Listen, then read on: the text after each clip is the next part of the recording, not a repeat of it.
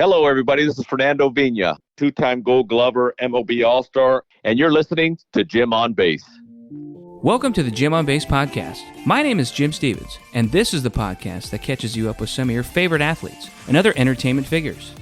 For today's very special guest, we have on someone who played 12 years in the big leagues. He was a 1998 All-Star and a two-time Gold Glover. Please welcome the great Fernando Vina. Fernando, thanks for coming on. Thank you, buddy. Thank you for having me today. Yeah, excited to have you on. And I got to ask, you were born in Sacramento, right? So are you still in the area? Yeah, I was born in Sacramento. Parents came from Cuba, obviously, and then Miami, and then my dad got a job in Sacramento. That's where it all happened. And I'm in Lake Tahoe now, so I've been in Lake Tahoe since, mid-90s, 95, 96, 97, I think I bought my place. So kind of go back and forth. My mom is still in Galt, California, and fortunately, I lost my dad not too long ago, so kind of she's there, but we're plugging along, bud. Well, it's funny. I was going to ask if you are a big Lake Tahoe fan. I love that place. Yes, I love it. Ever since I was a little kid, I enjoyed it. So when I had the opportunity to buy my house there, I went for it, and there's nothing like it. Not only the elevation as an athlete to get in shape and different things, but just the beauty of it, like you would know. Well, it's funny because one of my favorite things to do is go up to Tahoe in the summer for the celebrity tournament. I was able to do some fun interviews there. So do you ever hit the golf course at Edgewood? I don't play much golf, but I know of Edgewood, and I've been to that celebrity tournament a few times to talk to friends and just enjoy it and have a great time. But it's one heck of a golf course, and just the view there to the lake is just second to none. Yeah. Well, there's a lot of excitement these days up in your area near Sacramento with the Kings. So are you a basketball fan at all? Yeah, I like all sports. I enjoy the athletes and the way they go about their business. And yeah, definitely nice to see Mike Brown, new head coach there with the Kings, turn it around. And he's a winner, and he's turned the mentality is so much different. And with the players, De'Aaron Fox and different guys stepping up, and it's nice to see the team win. See, you're dropping some names. You know your stuff. Yeah. I follow not only the Kings, but you follow all the athletes and different players around different leagues and NFL and you name it. I've played for so long, and you appreciate what it takes to be at that level, and then you follow other teams and other sports. Well, one thing I really got to ask, you always had that signature goatee in your career. So did that survive to retirement? Do you got the goatee still rocking? Oh, yeah. I definitely got the goatee still going. Yeah, I enjoy it. Kind of something I've done since my playing days, and even before, I think it was. But yeah, I need a little just for men now to keep it keep the gray out of it. But it's moving along. Yeah. Well, you just had a birthday too, right, in April. So did you do anything fun or? Not really. Didn't do too much. Just a little dinner and just kind of relaxed. Didn't have too much going on. I worked with a kid in the morning of my birthday, and then just kind of. I think when you get to this stage, you kind of just let them. I don't make them too big of a deal, and you just kind of roll with them and keep digging. Yeah. Well, you said you're working with a kid. Do you do hitting lessons or? Yeah, I do. Not only hitting lessons, but fielding lessons, and just try to teach the youngsters these days, everything I learned and try to give back to the game, and not only the game, but the kids, and transfer what I learned from different guys and what I did in my career and give it to these youngsters and young kids to hopefully further their careers and make them better, and not only in life, but on the baseball field. Well, it sounds like you're up to some fun stuff in retirement then. Do you do traveling or anything? Or I know you even got into broadcasting in the beginning of your retirement. Yeah, definitely. I do a lot of baseball camps for underprivileged kids for Major League Baseball alumni, and we travel all around the country to do these different camps, and it's something that, I appreciate and you enjoy it. I like you said, I did, ESPN and Baseball Tonight, the baseball show for years. And, I enjoy being on the field a little more and teaching these kids the different ins and outs of the game. Yeah. And you always were pretty yoked when you played. So are you hitting the gym still? Are you lifting weights or? Yeah. Oh yeah. I try to keep in shape. Yeah. I appreciate it. Yeah. I try to keep in shape. I know, as we get older, it gets tougher and tougher, but that's one of my main things that I have to do is always make sure I get my cardio in and make sure I try to lift weights. And, the joints are all beat up from all my playing days, but you try to keep doing what you can and keeping as strong as you can for as long as you can, I guess. Yeah. And when you are doing cardio and working out, what kind of music are you listening to? I like some Toby Keith, some Morgan Wallen, maybe some hip hop. I'll throw in some too short every now and then. Oh, there we go. Yeah, so I mix it up a little bit, something that gets your blood going a little bit so you can get going and get your workout in. It's always nice to have something that fires you up, gets you in the flow of things. I asked because you were obviously in that Jermaine Dupri video, Welcome to Atlanta, featured in there. So what was the story behind that? I had obviously Nelly, who's a friend of mine, and the St. Lunatics. They are Murphy Lee and Nelly, and they're right there, and obviously they're born and raised in St. Louis. So when I was playing in St. Louis, I got to meet them, and they would come out to games, and Nelly would come hang out with me in the clubhouse, and afterwards we'd go, to the restaurant across the street and hang out and just have a good time. So it got to a point one day they were filming a video, and he asked me, "Hey, Fernando, we're doing a video at Busch. We'd love it if you could join us and be in the video." And I said, "Wow, why not?" It was, we had a night game that day, and we filmed the video that morning, and it was pretty cool. It was Welcome Back to Atlanta remix. So they had Murphy Lee and Nelly. They had Jermaine Dupri and P. Diddy with the New York version. So it was pretty cool to be part of that and to see how they do it. And me and Nelly are still friends to this day. We keep in touch. I watch him when he comes to the West Coast and different things. So it's pretty cool. He was a great shortstop in St. Louis as a kid coming up, and he could have made him sign professionally. Obviously, he's been around the game, the rap game and music for so long now, but he's a good man, and he loves sports, and he loves the Cardinals.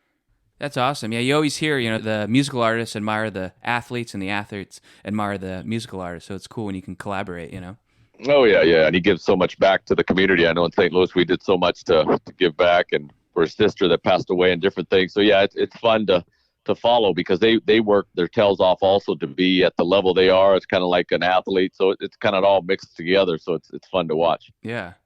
Well, I was curious, since your first name's Fernando, it's kind of a lot to say sometimes maybe when you're in the clubhouse. So did they have like a nickname for it? Did they call you Fern or anything like that? Yeah, Fern or Nando or Freddie. Some coaches would call me Freddie. So it was some shortened versions of my name, but it all came together, and I didn't mind, So whatever works, and you kind of just keep going. Well, you mentioned earlier how your parents came over here from Cuba. So what was the story behind that, and what did your parents do for work once they got to the States? Well, in 1968, my mom and dad, they tried to get out from Cuba a few times prior, and obviously when you try to get out of the communist country of Cuba, they penalize you pretty good. So once my dad they were caught trying to get away, they put you in a sugarcane fields and make you work for nothing out there for as a penalty for trying to leave the country, and they catch you. So thankfully, and for my parents and my brother, my sister, myself, that they were able to get out in 1968 and started in Miami. And, my mom was pregnant with me when she was leaving Cuba. My brother and my sister were 5 and 6.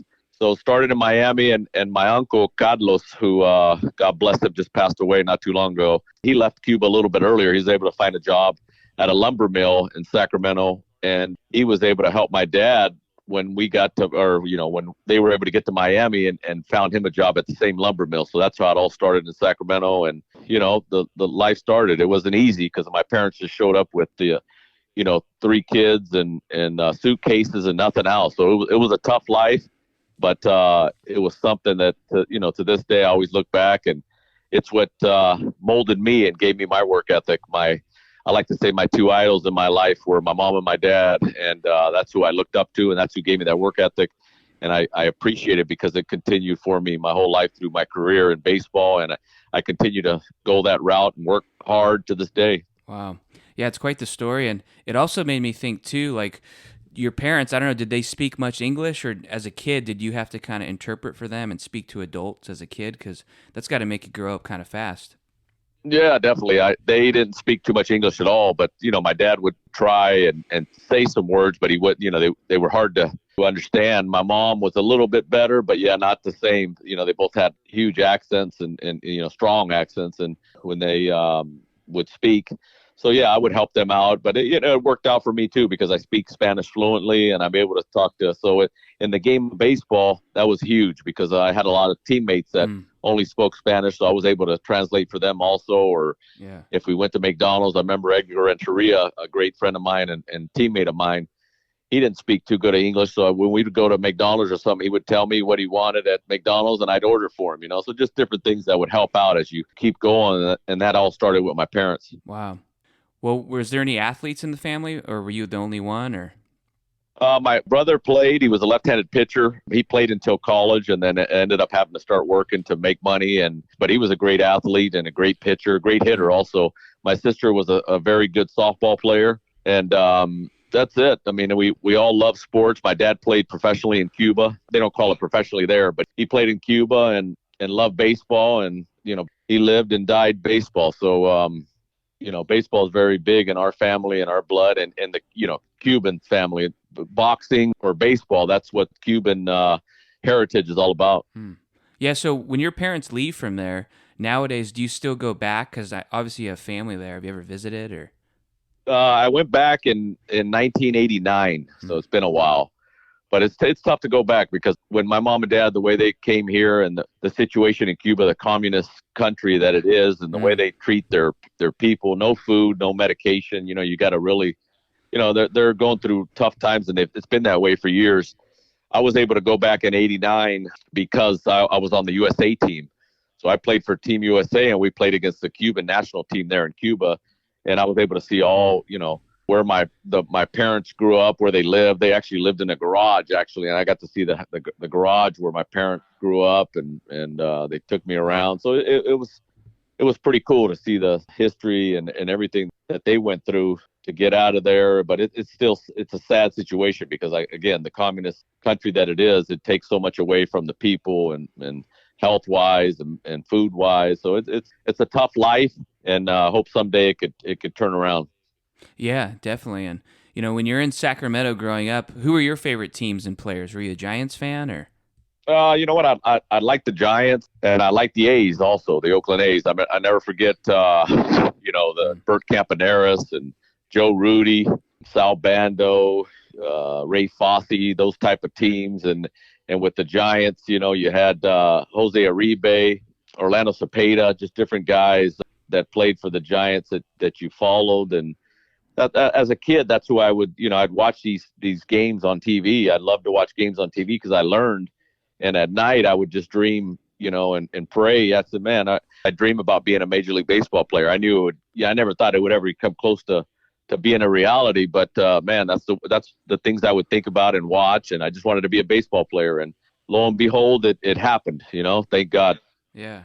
Well, you went on to Consumnes River College, and you were drafted by the Yankees in 1988 in the 51st round, and it paid off. You didn't go, right? You went to Arizona State, and then you were drafted a few years later by the Mets. So New York seemed to really love you.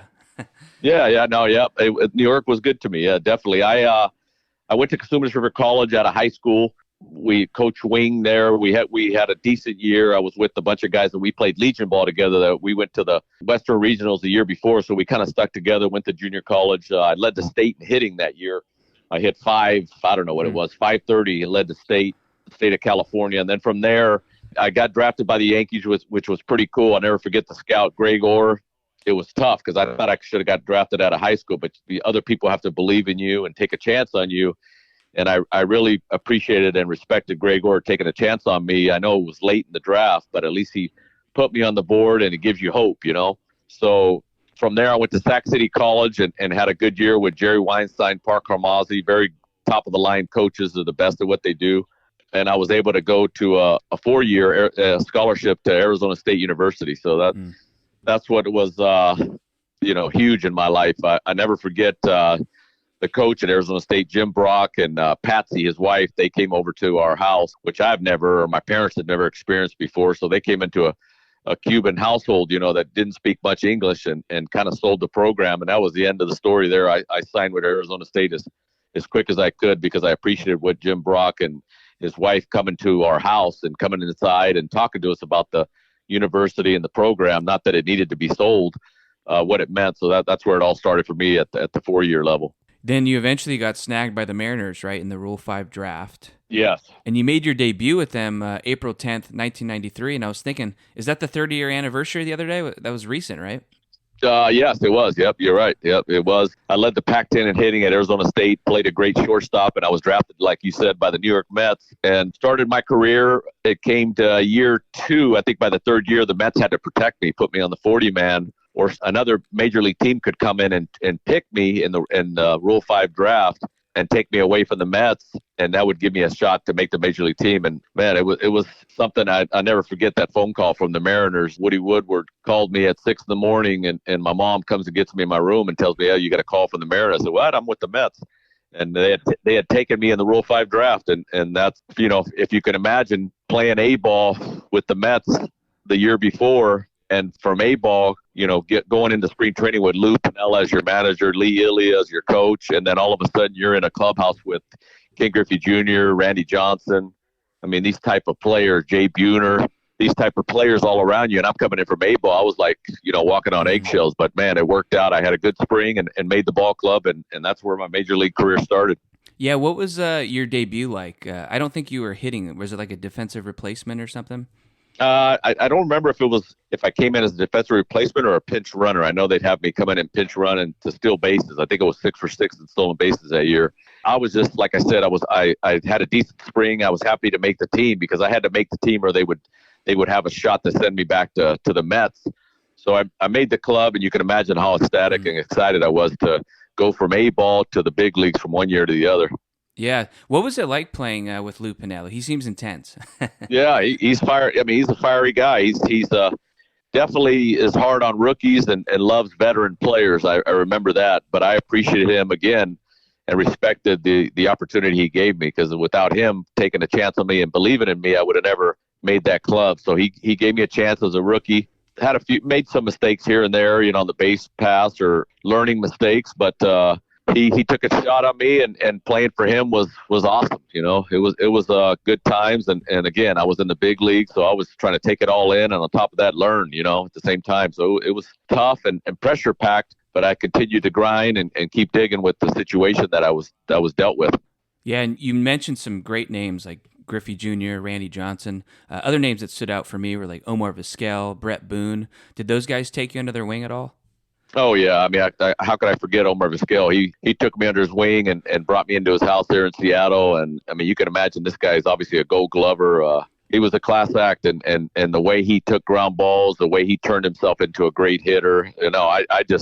I watched everything he did and how he went about his business on the field and just tried to take it all in. Brett Boone also was another big name there and could hit home runs. And, I would just watched and tried to learn and take it all in and tried to become a better player myself. But, yeah, I mean, you had these guys, Edgar Martinez, Omar Vizquel, Tino Martinez. I mean, so many different guys that were around me.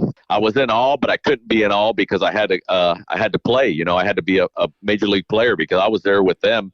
And then once that kind of wore off a little bit, I said, man, I belong in the same field with these guys. So that helped me keep going and continue my career to try to be the best infielder, second baseman that I could be. Yeah. And Omar Vizquel, like you mentioned, gold gloves and everything, also was a good hitter. I've always thought he's kind of underrated. To me, he's a Hall of Famer, and you don't really hear much about that. He was dominant at his position he's one of the best shortstops ever. Exactly. He is the best shortstop ever. I had the nicety to be able to have Omar Vizquel and Ozzie Smith. These two guys helped me. They gave me tips. They worked with me. They gave me drills. They let me know what it would take to be a good infielder. And man, I watched Ozzie Smith and I watched Omar and definitely, like you said, Omar belongs in the Hall of Fame, and I mean those hands are soft as could be. So when you look at Ozzie, the way he played the game at shortstop and the way he turned himself into a good hitter, and then I see Omar with his hands also just like Ozzie, soft hands, could pick it, had great range, made great plays, look easy, both of them. I mean, Omar's a Hall of Famer in my eyes, and those hands and that glove, and again, they both turned themselves into good hitters. Is something special for two top-of-the-line shortstops. Yeah, definitely. And I've had some guys on, and I've noticed some guys say they wish they kept more stuff from their career. And, obviously you have the normal things, like you try to get your first home run ball, your first hit, you have some gold gloves. So do you have like a memorabilia room, and did you keep hold of stuff through your career? Yeah, I try. I have my gold gloves that I won. I have a bunch of balls signed from different players from, Cal Ripken. I never forget. I have a great story with Cal Ripken. My first big league hit in Seattle. We're playing Baltimore at home, and I hit a ball down the right field line, and I hit it, and I bust out of the box, and I round the bag. I, head for second base. Thought it was a good chance I might get thrown out. I didn't know. I took a chance and was aggressive, and I slid head first. And man, I hit hard because I slid late and hard head first. And all of a sudden, I collide with the shortstop, and you look up, and it was Cal Ripken. So you can imagine how good I felt. I said, man, this is crazy. It's like a dream.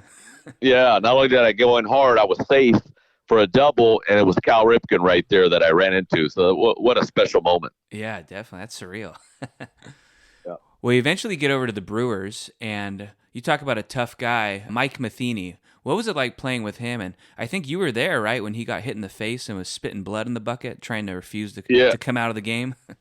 Yeah, definitely. Mike was a tremendous worker, turned himself into obviously a Gold Glove catcher and a really good hitter. He turned, he would stay in balls, but just mentally, he was tough as nails, and nobody worked harder than Mike Matheny. So that was special, and a class act off the field, on the field, you name it.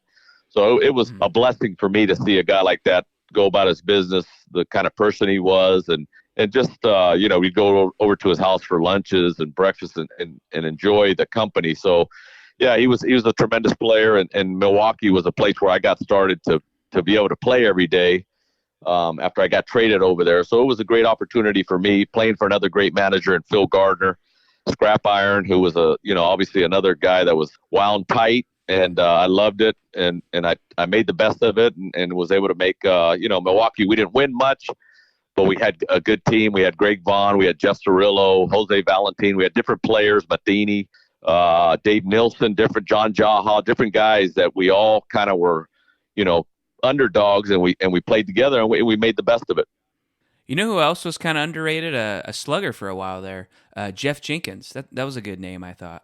Yeah, definitely. He could flat out hit the ball a long ways, and he ended up being a very, very good Major League Baseball player. He's from Milwaukee. He went over to Philadelphia, won a World Series, and yeah, he's a tremendous hitter from the left side, and he played hard. So yeah, definitely a lot of credit to Jeff Jenkins there. I always smile when I see his name because for those that don't know, it's spelled Geoff. So as a kid, I always called him Geoff Jenkins. Oh yeah, that was good. Good tough one. Well, 1998 was your All-Star year, and it was at Coors Field, and you were the lone representative for the Brewers. So I've had a few All-Stars on. They always say it's a blur, those 2 or 3 days. So what was that like for you? It must have been surreal. Oh yeah, it was surreal for me to, I was to first be able to make the big leagues and be a Major League Baseball player, and then obviously to hit over 300 and make the All-Star team, and have Phil come in and tell me that I had made the All-Star team to represent the Milwaukee Brewers.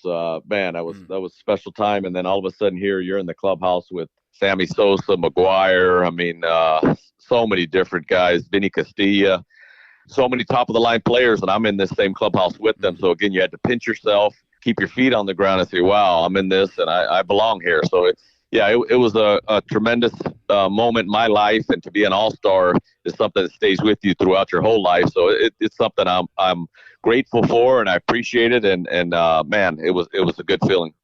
Yeah, definitely. And that was your All-Star year, and you went on and had a lot more good years where you were at All-Star caliber level, and you got traded to the Cardinals. So I was wondering, was that tough on you, or were you more excited to get to a really good team? Yeah, I think it was at that point in my career. I'd had good years with Milwaukee. We could never really get over the hump in Milwaukee. We didn't have the players to do it, or the payroll. I think we were still at the old county stadium in Milwaukee. We hadn't got the new stadium yet to bring in more revenue. So yeah, it was something I was looking forward to. I was excited. I said, man, maybe to be able to go to a winning team, and then all of a sudden to have Tony La Russa and the St. Louis Cardinals take you that were wanting to win, and they were making moves to be a winner. It was something in December in the winter that when I got traded was very exciting. I was all in.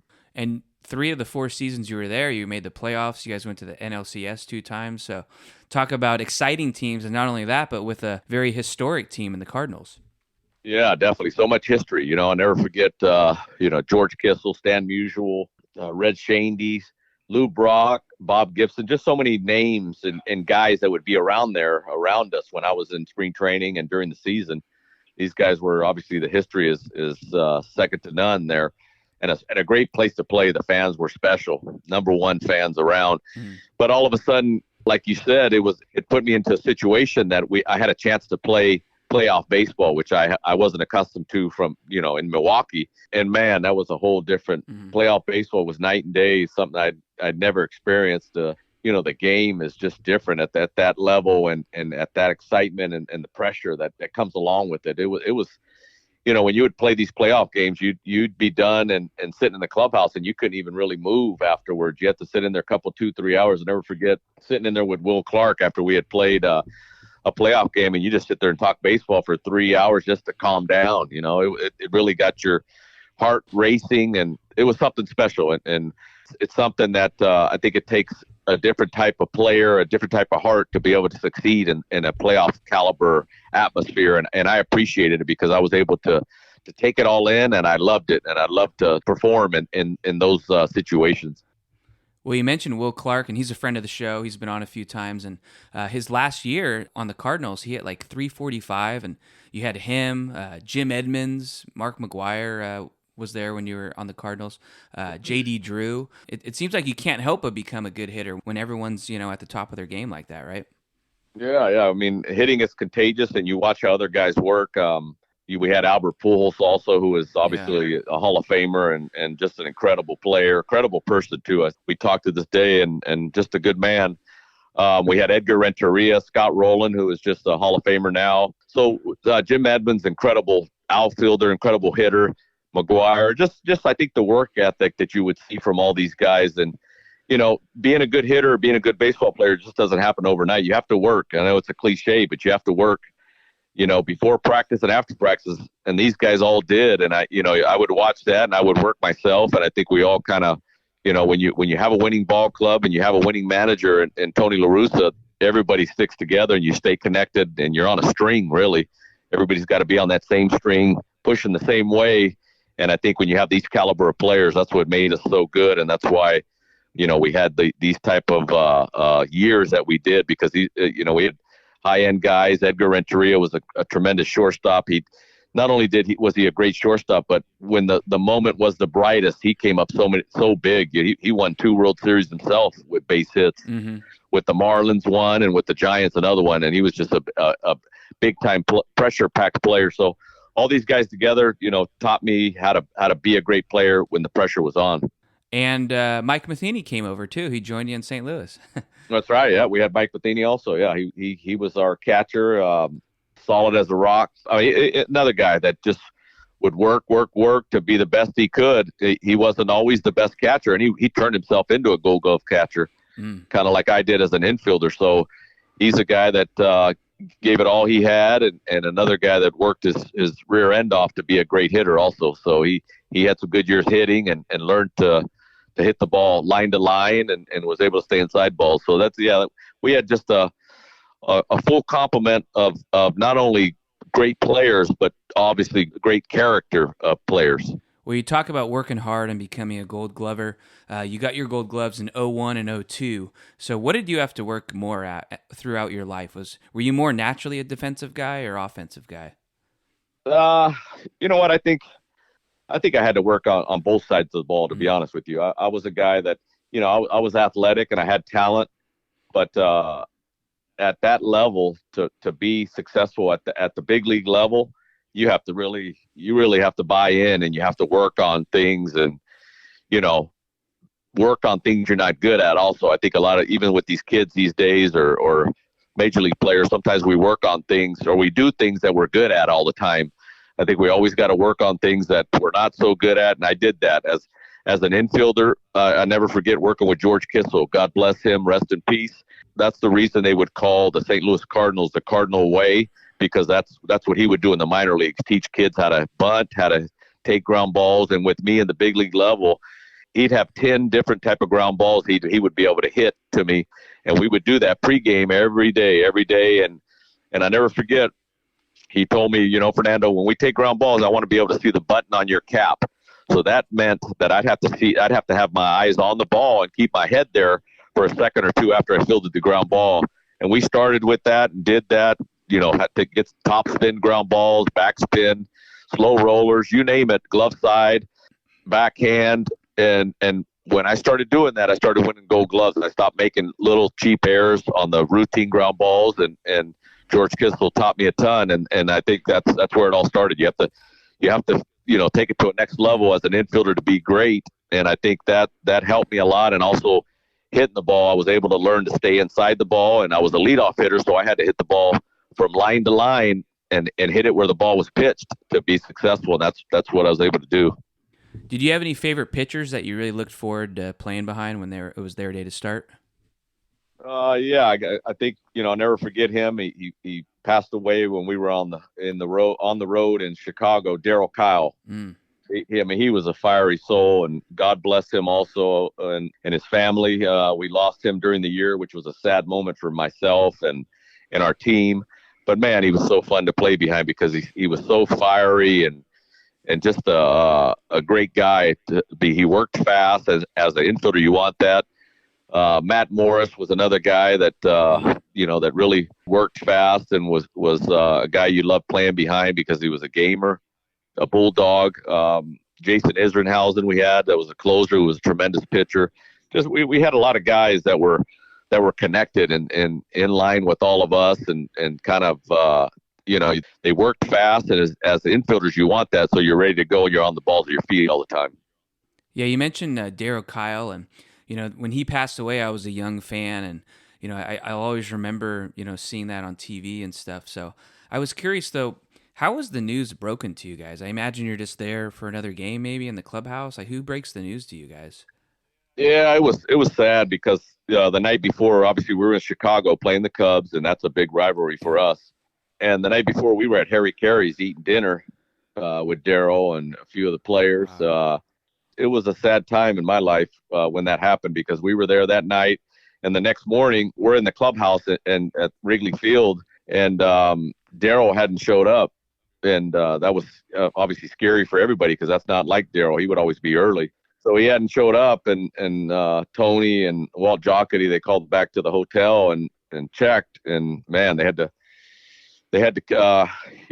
knock down the door and get inside his room, and that's when we found out that he had passed away in his bed. And man, what a crushing blow for all of us who had loved him, and he was a big part of our team to find that out the morning of a day game against the Cubs. So that was a sad year and a sad moment. I never forget his little boy, Cannon, who was such a sweet little boy.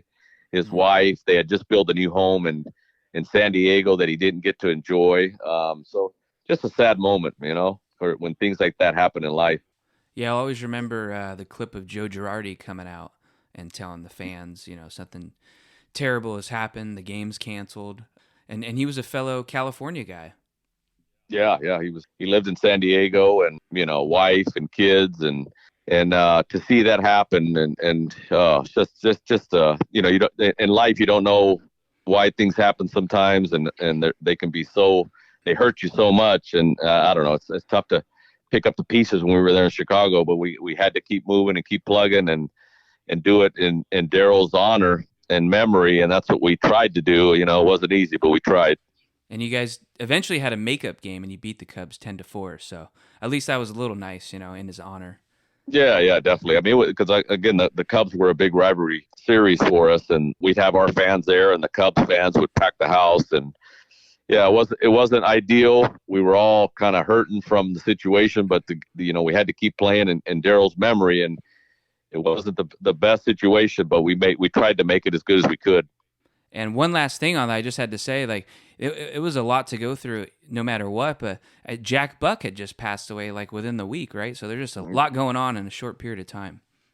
Yeah, we had so many people that were so special to the Cardinal family that we'd lost right then, and man, it was just a one hit after another. And Jack was such a special man. He'd be in the clubhouse every day before the games. I never forget, I hit a grand slam, and he brought me in a silver dollar that I still have to this day. And it just the way he would speak to you, and the history, and Jack, the way he called that Kirk Gibson home run in the Dodger Oakland A's World Series, and just so much history. And Jack's son Joe was obviously our announcer also too. Just just a great family, and to lose someone with so much, history with the game was not only with Daryl, but then you lose Jack, and it was a trying year for us, definitely.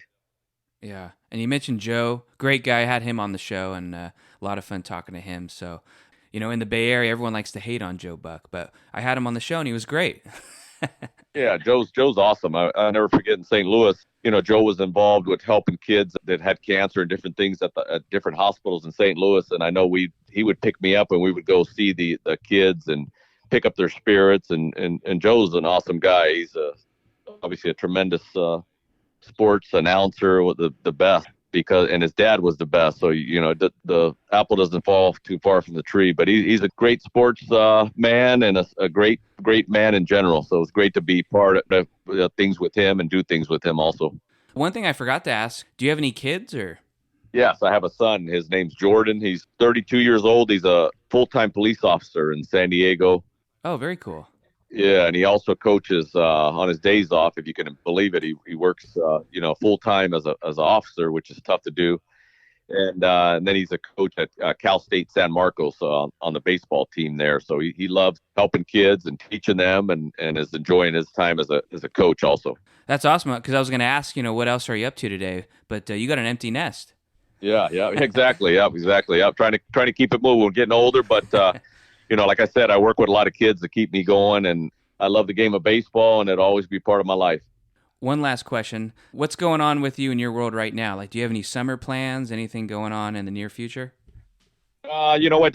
I work with kids, different traveling teams with kids that I work with, infield work, how to hit, how to run the bases. I just try to help these kids as much as I can and give what I have to them so they can there's so many opportunities for them in this world these days to get a scholarship, to help their mom and dad, take the burden off their mom and dad in different ways. So just try to help the kids as much as I can. That's what I have going for the summer is train with the kids and do baseball camps for Major League Baseball alumni. We travel around the country, and that's what I look forward to. That's kind of what God has blessed me with, and I give back as much as I can. Well, that sounds great. And Fernando, it was a lot of fun getting to know you and to have you on the show and reminisce with you. So thanks for coming on, and we'll run into you down the road somewhere. Sounds good. My pleasure. Thank you for taking the time, and I appreciate you having me on. And there you have it. That's my time with former All-Star and Gold Glover, the great Fernando Vina. Had a lot of fun talking with him, and hope you enjoyed that one. And if you haven't already, make sure to give us a follow on Twitter. And if you have any guest suggestions, shoot me an email at jimonbaseshow@gmail.com. And we'll see you on the next one.